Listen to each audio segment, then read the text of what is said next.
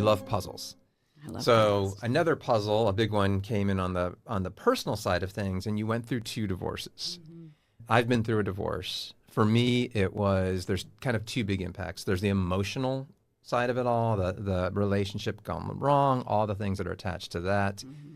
And then really what it comes down to is it's a legal entity that needs to be dissolved. Mm-hmm. So can you talk a little bit about the impact of your divorce or divorces, what that did to you, and maybe the biggest insight that you gained from that? Sure. I was so hesitant for both of my divorces to actually go through them because of the shame around my marriages not surviving. The first one, I got divorced when I was 31 years old. My children were under 2 and under 4 years old. And the idea of being a single parent with this ambition too just felt so overwhelming that I took a while before I did it. And when I finally did it, I was done. Like, I was ready to get out, and I was willing to do whatever I needed to do to just get the heck out. And because I did that, I agreed to things in the divorce process that really hurt me afterwards. I took on a ton of our debt that really my ex-husband had accumulated, had acquired, putting things on the credit card.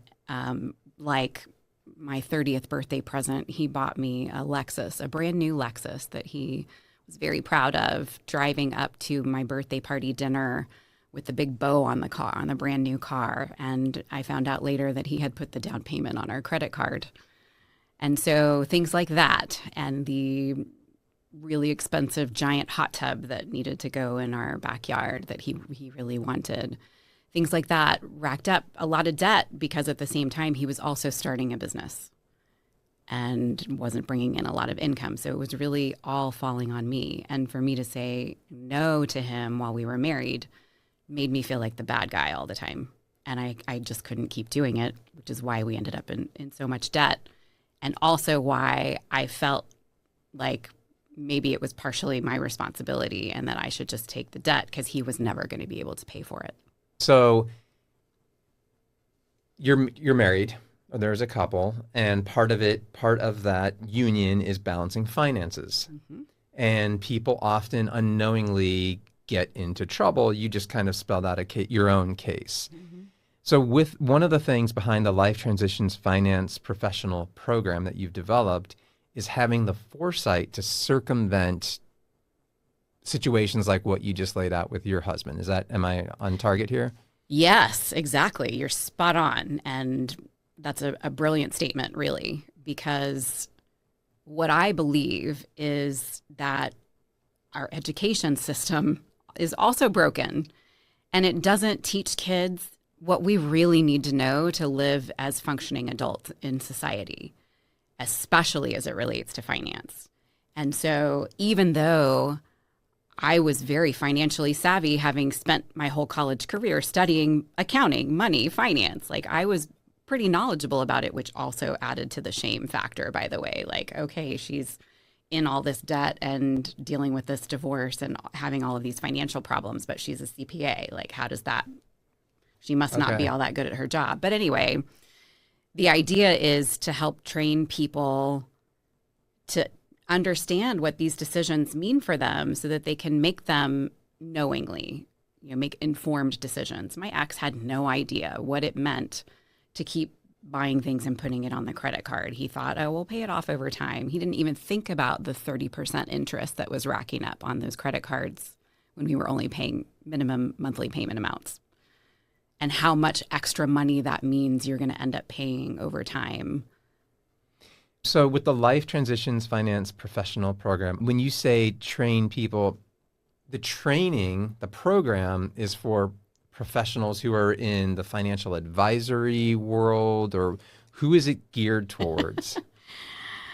I laugh at the phrase financial advisory because I and many of the financial services professionals associate financial advisors with a particular profession that is called a financial advisor.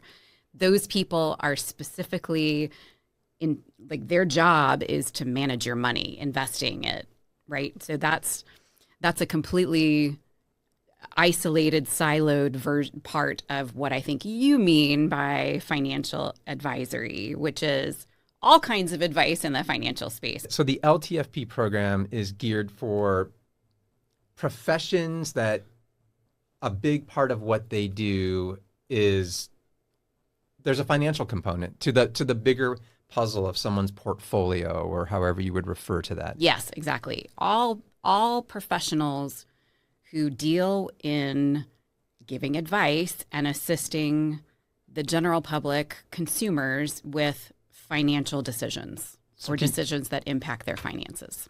Great. Okay. So what are some examples of these types of people? Like, I know like a real estate agent is one, I believe. Real estate agent, yes, absolutely. Lenders, such as mortgage lenders or bankers, even CPAs who do taxes, also financial planners and financial advisors. They absolutely are included in that group. They're just not the only ones. So I think probably the biggest groups are the real estate agents and the financial advisors and financial planners. But then there's also this group of insurance professionals too, and bankers and CPAs who don't have as much access to a lot of this information as well, because there's not actually a specific designation for them to teach them how to do some of the things in the divorce process, like there is for real estate, mortgage lending, and financial planners. So let's say I'm a real estate agent and I've learned about your LTFP program. What would be the benefit of me taking this course? Well, there's a lot of benefit. And it depends on which part of the course you're talking about too, because there's really two pieces of this puzzle that I'm putting together in this training program, because I think they're both critical. So a real estate agent is going to benefit from the technical side of the training that we've been kind of talking about so far, by learning how to understand what's wrong with the family law systems and how to advise clients earlier in their lives when they're making their initial home buying decisions, home renting or buying decisions, so that they can make those buying decisions and renting decisions earlier in their lives with a clear understanding and communication, by the way, if there are two of them, if they're spouses or even just living together, roommates, a clear understanding of what that looks like for them down the road in the other life transitions that are coming. Because whether they get married or not, whether they're single or not, everyone dies eventually, right? That's kind of the way that human makeup is. So at probate, something's going to happen to your assets, and it would look different if you used certain money or made certain decisions at the time you bought it than other decisions. So the goal is to teach these real estate agents so that they can inform their clients. And teaching these professionals is how we're going to reach so many more people than if I just tried to teach people individually myself. It's like you're cross-training all these professionals, exposing them, maybe a financial advisor, to going deeper into real estate and understanding how real estate integrates into the overall portfolio. Is that the idea? It's like a holistic approach? That's a very big part of it, yes. It takes a village to raise a child. I think it also takes a village to support people financially, especially now, while people are not coming out of school with this information and understanding about how things work. So I do think that it requires a lot of collaboration between the real estate agent, the mortgage lender, the financial planner, the insurance agent, the CPA. Like, all of those people can come into play when making a decision about buying a house, and can really have valuable input, especially when they're all working together to help these people with their full financial picture, so that they're not hamstringing themselves from something else that they're trying to do or something else that they're working towards later in life.